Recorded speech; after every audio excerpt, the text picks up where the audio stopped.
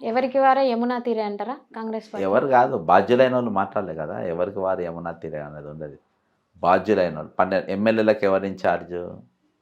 బట్టి విక్రమార్క ఇన్ఛార్జ్. అవును. ఆయన మాట్లాడలే కదా ఈరోజు. కాళేశ్వరం ఇటువంటి స్కామ్ల పైన ఎవరు మాట్లాడలే, పిసిసి ప్రేమ్ గారు మాట్లాడారు. అది ఎన్నిసార్లు మాట్లాడలేదో అందరికీ తెలుసు. చలో కాళేశ్వరం ఒకసారి పిలిపించిందా, ఎన్నిసార్లు పోయింది కాళేశ్వరం? అవును. రాహుల్ గాంధీ వచ్చేదాకా ఒక దిక్కే లేకపోయాడు, పోయేటోడు. అసలు కాకులు కూడా పోలే కాంగ్రెస్. చూసినటువంటి వ్యక్తి. కాంగ్రెస్ గాంధీ భవన్ కి ఒక కాకి కూడా కాళేశ్వరం కాడికి పోలే. హ్మ్. ఇక అట్లుంటుంది అంతా. అయితే అన్న ముఖ్యంగా ఇప్పుడు మనం కమెంట్స్ చూస్తా ఉన్నాం, మీరు నిరుద్యోగులది కీ పాత్ర అన్నారు కాంగ్రెస్ పార్టీ గెలుపులో. మరి జీవో నెంబర్ 46 గురించి పెద్ద ఎత్తున కూడా విద్యార్థులు ఉద్యమం చేస్తూ ఉన్నారు. దాన్ని ఎందుకు ముందుకు తీసుకెళ్ళలేకపోతుంది పార్టీ అధిష్టానం కావచ్చు, పార్టీలో ఉన్నటువంటి మేధావులు కావచ్చు? ఎందుకు సపోర్ట్ చేస్తుందా, అసలు చేయట్లేదా? అది సమాచారం అనేది తెలియట్లేదు.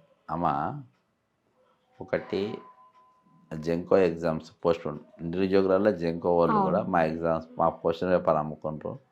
వాళ్ళ డౌట్ ఉండే ఎగ్జామ్ వాళ్ళు కూడా తిరిగింది. 17వ తారీఖు ఎగ్జామ్ ఉండే, డిసెంబర్ 17. అది పోస్ట్ పోన్ చేయాలన్నప్పుడు నేను ప్రభుత్వానికి వ్యతిరేకంగా వాయిస్ ఎత్తిన, ఎగ్జామ్ క్యాన్సిల్ అయింది. ఇప్పుడు కూడా పిల్లలు నాకు ఫోన్ చేస్తారు, ఇప్పుడేమో ఎగ్జామ్ పెట్టి పీమని ఫోన్ చేస్తారు. సరే, అదొకటి.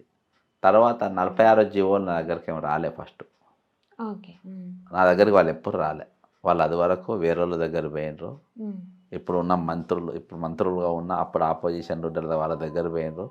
వాళ్ళందరూ మేము ముఖ్యమంత్రి కాగానే, మేము మంత్రులం కాగానే, మా ప్రభుత్వం రాగానే నేను ముందు రద్దు చేస్తానని ఒకరి మీద ఒకరు తొక్కిసలాటలు చేసుకుంటా వాగ్దానం ఇచ్చారు 46 జీవోకు. 46 జీవోకు నాకు సంబంధం లేదు, మన దగ్గర రాలే. అయినా కానీ అన్ని దారులు మూసుకపోయినాక గాంధావకానికి వచ్చినట్టు అన్ని దగ్గర దారులు వాళ్ళ క్లోజ్ అయినాక నా దగ్గరకు వచ్చారు. వస్తే సరే నేను సపోర్ట్ చేస్తానని చెప్పిన. ఇందిరా పార్కాడ దీక్ష నేనే ఐడియా ఇచ్చాను, నేను కూర్చోబెట్టింది అది. ఇందిరా పార్కాడ వాళ్ళకి చెప్పి ఉస్మానియా యూనివర్సిటీలో ఒక కార్యక్రమం చేసినాం. వాళ్ళకు గట్టిగా నిలబడ్డా, ఇవాళ కూడా నిలబడ్డా. రాత్రి కూడా శరత్ సార్తో నిన్న కూడా మాట్లాడినా. వాళ్ళు ఫస్ట్ కృష్ణారావు అనేటోడు స్టాండింగ్ కౌన్సిల్ అడ్వకేట్ ఎవడైతే ఏసీబీలో పట్టుబడ్డాడు. అసొంటోడు ఇప్పుడు రిక్రూట్మెంట్ బోర్డుకు ఆయన అడ్వకేట్గా ఉన్నాడు.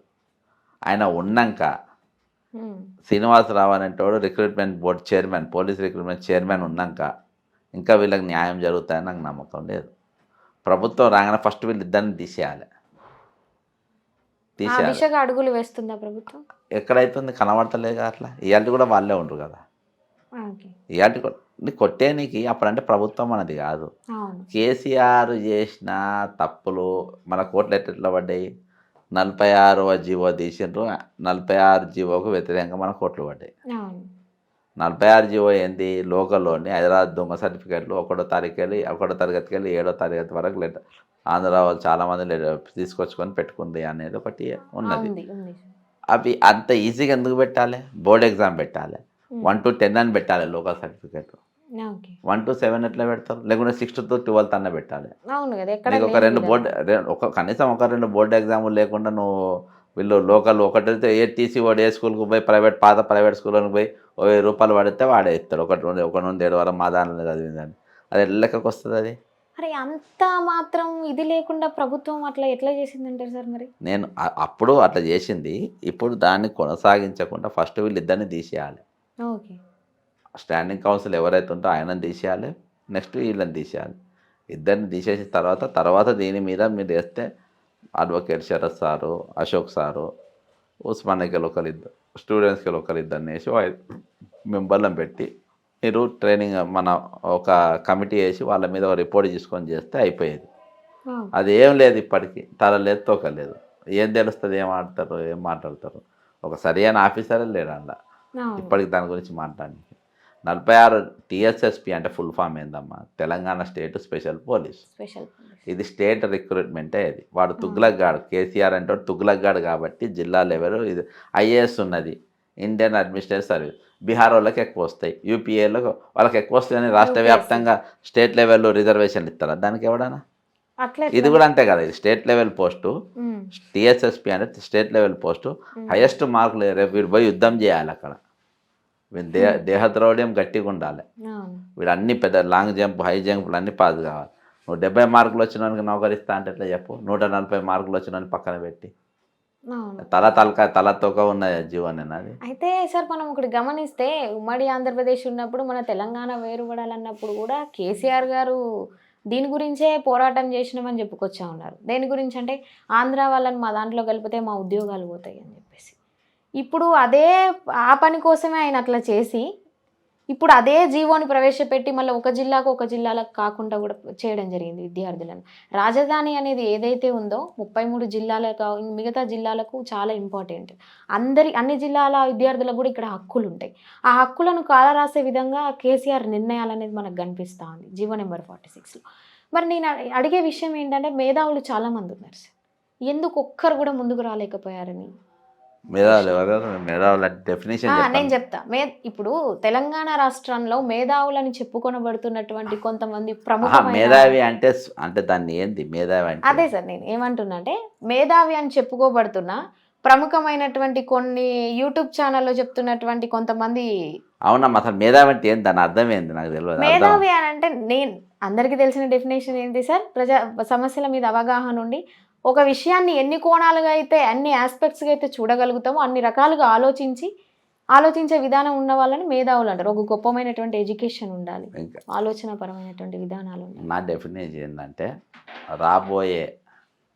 రాబోయే పరిస్థితులను ముందు పసిగట్టగలిగేటోడు మేధావి. ఓకే. రాబోయే లాభమైన నష్టమైన ముందు పసిగట్టి దానికి నివారించగలిగేటోడు మేధావి అంటాడు.